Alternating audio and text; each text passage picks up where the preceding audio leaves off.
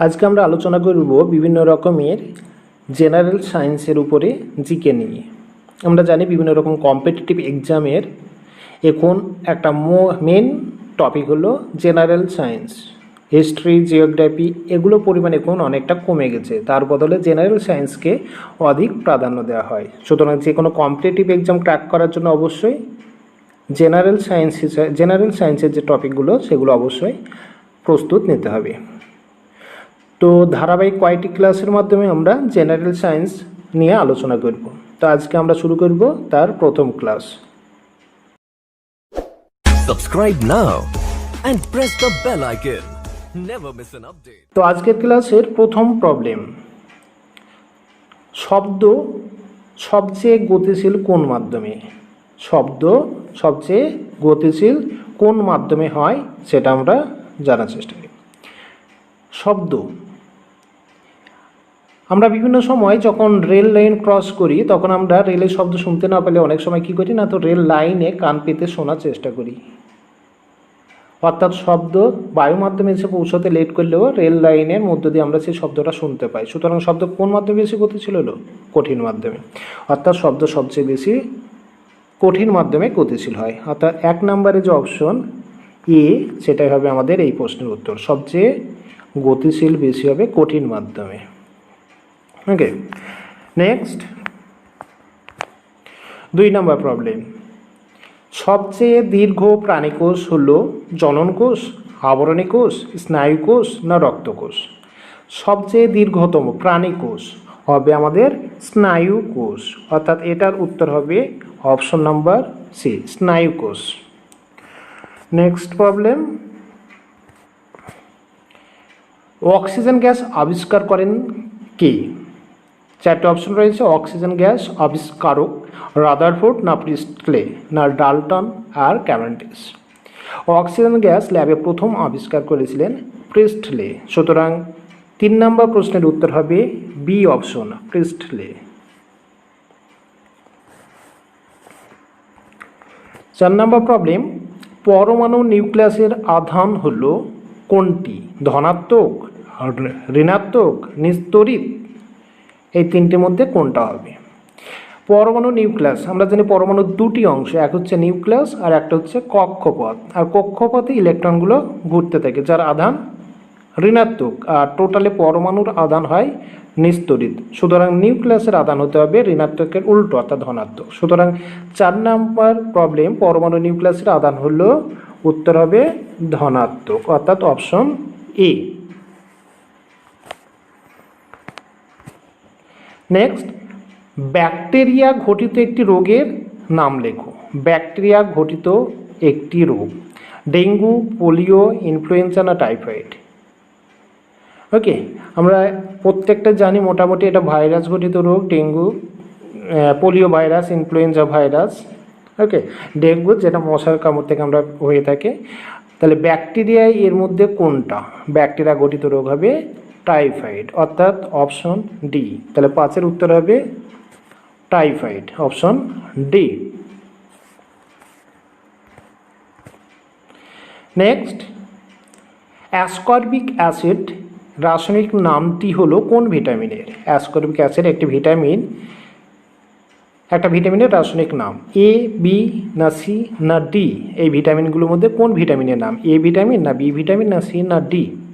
Ascorbic acid হলো vitamin C এর রাসায়নিক নাম। ওকে, আমরা জানি এ যেমনি রেটিনল সেই রকমই ভিটামিন সি এর রাসায়নিক নাম হলো অ্যাসকর্বিক অ্যাসিড। সুতরাং এটার উত্তর হবে আমাদের সি অপশনটি। নেক্সট 7 নম্বর প্রবলেম, ওয়ার্ক এর এসআই একক কি? ওয়ার্ক অর্থাৎ কার্য, কার্যের এসআই পদ্ধতিতে একক কি? আমরা জানি একক সাধারণত 2টো পদ্ধতি, একটা এসআই আর একটা সিজিএস পদ্ধতিতে মাপা হয়। তাহলে ওয়ার্কের এসআই এককটা আমাদের জানতে চেয়েছে। এখানে এসআই এবং সিজিএস দুটোই রয়েছে, একটা জুল আর একটি আর্ক।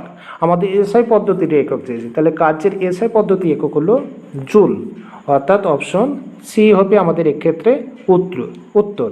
কিন্তু যদি সিজিএস চাইতো সিজিএস পদ্ধতিতে, তবে ডি এর অপশনটা হতো অর্থাৎ আর, কিন্তু আমাদের চেয়েছে এসআই পদ্ধতিতে, তাহলে উত্তর হবে জুল। তাহলে ওয়ার্কের এসআই এককটি হলো জুল। 8 নম্বর প্রবলেম, কোনটি মিশ্র গ্রন্থি নয়? কোনটি মিশ্র গ্রন্থি নয়? 4টি গ্রন্থির নাম রয়েছে, তার মধ্যে একটি মিশ্র গ্রন্থি নয়। তাহলে এখানে আমরা দুটো প্রশ্নের উত্তর পাবো। যদি মিশ্র গ্রন্থি নয় যেটা সেটা পেয়ে যায়, তাহলে বাকিটাও পেয়ে যাব। এক্ষেত্রে পিটুইটারি গ্রন্থি যেটা, সেটা মিশ্র গ্রন্থি নয়। পিটুইটারি গ্রন্থি মিশ্র গ্রন্থি নয়। সুতরাং আমরা এখানে দুটো উত্তর পেয়ে গেলাম। বাকি যে 3টে গ্রন্থি, অগ্নাশয়, ডিম্বাশয় ও শুক্রাশয়, এরা হলো মিশ্র গ্রন্থি। যাই হোক, 8 নম্বর প্রশ্নের উত্তর হলো মিশ্র গ্রন্থি নয়, পিটুইটারি গ্রন্থি, অর্থাৎ অপশন নাম্বার ডি। 9 নম্বর প্রবলেম, কোনটি প্রাথমিক বর্ণ নয়? প্রাথমিক বর্ণ কোনটি নয়? মৌলিক বর্ণ আমরা জানি মেন 3টে বর্ণ মৌলিক বর্ণ হয়, তার মধ্যে এখানে কোনটি মৌলিক বর্ণ নয় সেটা আমাদের খুঁজে বার করতে হবে। লাল বর্ণটিকে আমরা মৌলিক বর্ণের মধ্যে ফেলি না। ওকে, তাহলে লাল বর্ণটি মৌলিক বর্ণ নয়। তাহলে 9 এর অপশন উত্তর হলো ই, লাল বর্ণটি মৌলিক বর্ণ নয়। সুতরাং এই ক্ষেত্রে আমাদের আরেকটা অপশন পেয়ে গেলাম যে গ্রিন, ব্লু অ্যান্ড ইয়েলো, এই 3টে হলো মৌলিক বর্ণ। তাহলে কোথাও যদি মৌলিক বর্ণ কোনটি বলে অপশন এই 3টের মধ্যে থাকে, তাহলে যে কোনো একটা হবে। ওকে, তাহলে এই ক্ষেত্রে 9টা উত্তর হলো লাল, অর্থাৎ রেড মৌলিক বর্ণ নয়। 10 নম্বর, ওজোন স্তর ক্ষয়ের প্রধান কারণ হলো নিচের গ্যাসগুলোর মধ্যে কোনটি? ওজোন লেয়ার, আমরা জানি ওজোন লেয়ার যেটা আল্ট্রাভায়োলেট রে পৃথিবীতে এসে পৌঁছতে বাধা দেয়, তাহলে এটা ক্ষয়ে যায়। এই ক্ষয়ে যাওয়ার প্রধান কারণ কি? সেটা হলো সিএফসি গ্যাস। সিএফসি গ্যাস, যে গ্যাসটা ওজোন স্তর ক্ষয়ের জন্য প্রধান দায়ী, যেটা সাধারণত ঠান্ডা করা যন্ত্র থেকে আমরা পেয়ে থাকি। ওকে, নেক্সট প্রবলেম নাম্বার 11, হিমাটাইট কিসের আকরিক?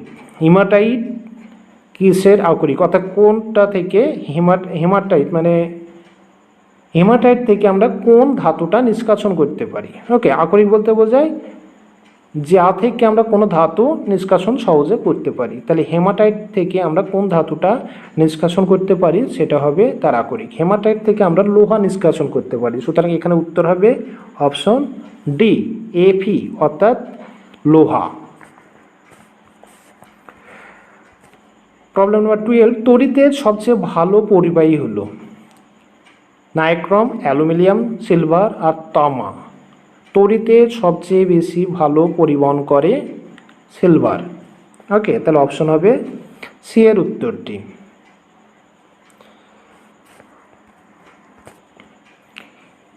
এ 12 উপরে 27, মৌলতে এ এর নিউটন সংখ্যা কত? নিউটন সংখ্যা, দেখো এইরকম সিম্বল যখন থাকবে, নিচে যে সংখ্যাটা থাকবে সেটা প্রোটন সংখ্যা বোঝাবে, আর উপরে যেটা বহর সংখ্যা, অর্থাৎ প্রোটন সংখ্যা এবং নিউটন সংখ্যার যোগফল। তাহলে প্রোটন এখানে 12টি, আর প্রোটন আর নিউটন মিলে 27টি।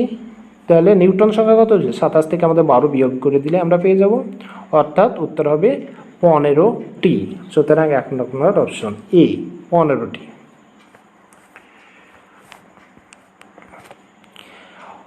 অক্সিজেন পরিবহন করে লোহিত রক্তকণিকা, শ্বেত রক্তকণিকা, অনুচক্রিকা না রক্তরস?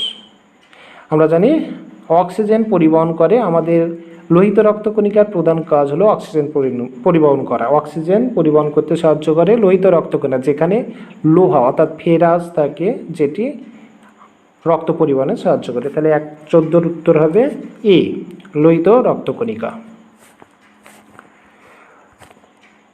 একটি ভেক্টর রাশি হলো ভেক্টর রাশি যার দিক এবং মান দুটোই রয়েছে, অর্থাৎ মান পাওয়ার সঙ্গে সঙ্গে একটা ডাইরেকশন রয়েছে, সেটা হচ্ছে ভেক্টর রাশি। তাহলে এখানে এর মধ্যে কোনটার মান ও দিক দুটোই রয়েছে? সেটা হলো ত্বরণ।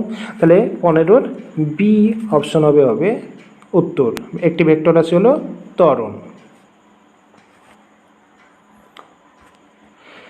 মানুষের হাত হলো প্রথম, দ্বিতীয় ও তৃতীয় শ্রেণীর লিভার। আমরা 3 ধরনের লিভারের নাম জানি, তার মধ্যে মানুষের হাত কোন শ্রেণীর লিভার? এটা মনে রাখবে, মানুষের হাত হলো তৃতীয় শ্রেণীর লিভার। মানুষের চোয়াল, মানুষের হাত ইত্যাদি এগুলো হলো তৃতীয় শ্রেণীর লিভার।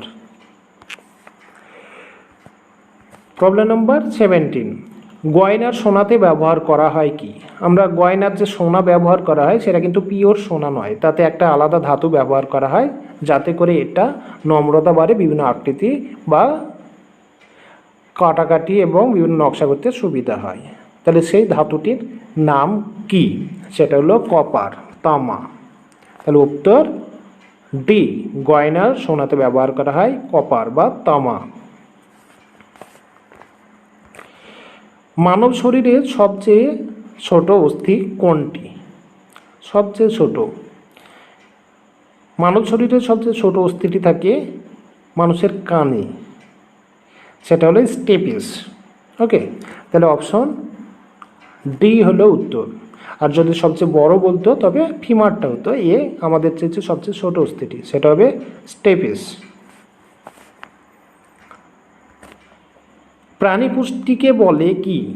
প্রাণী পুষ্টির একটা নির্দিষ্ট নাম রয়েছে, সেটা হলো হলোজৈক পুষ্টি বা হলোজাইক পুষ্টি। তাহলে এখানে 19 নম্বর প্রবলেমের উত্তর হবে হলোজৈক পুষ্টি, অর্থাৎ এ অপশনটি।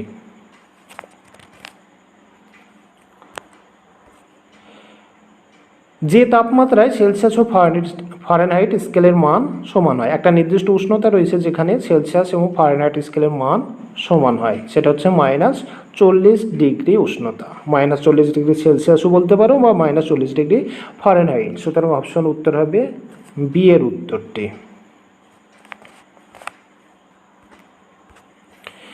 আগ্নেয়গিরিতে যে গ্যাসটি উৎপন্ন হয়, আগ্নেয়গিরি যেখান থেকে অগ্নি উৎপাত হয় মানে লাভা নির্গত হয়, সেখান থেকে একটা বিশেষ ধরনের গ্যাস নির্গত হয় এবং সেই গ্যাসটি হলো হাইড্রোজেন সালফাইড। সুতরাং 21-এর অপশন হবে উত্তর A, hydrogen sulphide, H2S gas.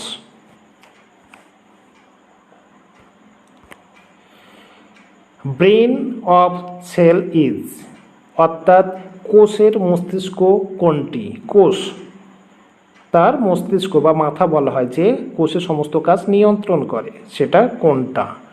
অবশ্যই এটার উত্তর নিউক্লিয়াস। কোষের নিউক্লিয়াসকে কোষের মস্তিষ্ক বলে, অর্থাৎ 22-এর উত্তর হবে বি এর উত্তরটি।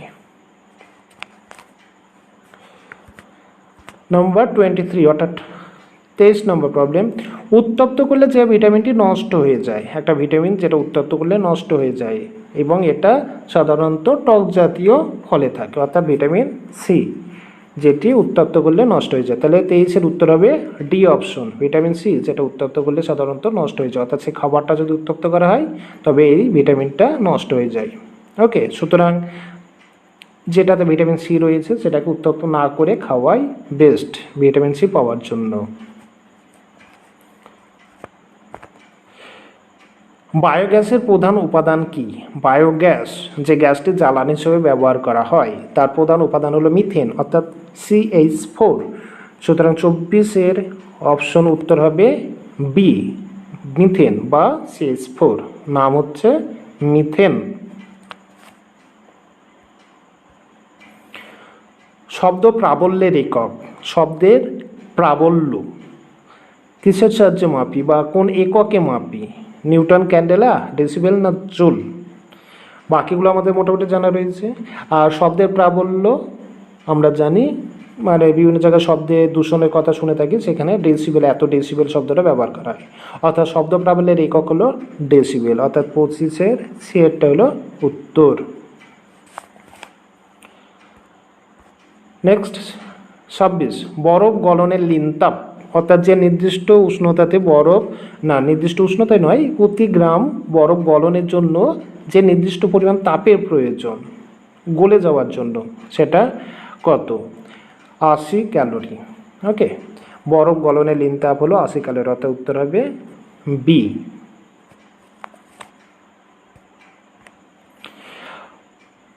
প্রবতার সূত্র আবিষ্কার করেন কে? প্রবতা অর্থাৎ ভেসে থাকার সূত্র, নৌকা যেমন ভেসে থাকে সেই রকম ভেসে থাকার জন্য একটা সূত্র রয়েছে, কেন ভেসে থাকে তার নিয়মটা, সেটা অনেকেই জানে এবং বিভিন্ন ক্ষেত্রে প্রয়োগ করা হয়, সেটা হচ্ছে আর্কিমিডিস। প্রবতার সূত্র আবিষ্কার করেন আর্কিমিডিস, সুতরাং 27-এর অপশন বি হলো উত্তর। সৌরজগতে উষ্ণতম গ্রহ কোনটি? উষ্ণতম মানে সবচেয়ে গরম গ্রহ কোনটি? হিসাব অনুযায়ী যেটা সূর্যের নিকটে থাকে সেটা উষ্ণতম হওয়ার কথা, অর্থাৎ বুধ, কিন্তু আসলে বুধ উষ্ণতম গ্রহ নয়। সবচেয়ে বেশি কার্বন ডাইঅক্সাইড ধারণ করার জন্য শুক্র গ্রহটি বেশি উষ্ণতর, অর্থাৎ সৌরজগতে উষ্ণতম গ্রহ হলো শুক্র। উত্তর হবে সি এর অপশনটি। আয়নার প্রলেপ দিতে ব্যবহার হয় কোনটি? গ্লুকোজ, ভিনিগার, ইউরিয়া না বেনজিন? আয়নাতে দেখবে পিছনে এক ধরনের প্রলেপ দেওয়া হয়, যার জন্য প্রতিবিম্বটা অর্থাৎ আমাদের যে ইমেজ সেটা ভালোভাবে গঠিত হয়, আর সেটা হলো গ্লুকোজের এক ধরনের প্রলেপ, অর্থাৎ 29-এর উত্তর হবে এ।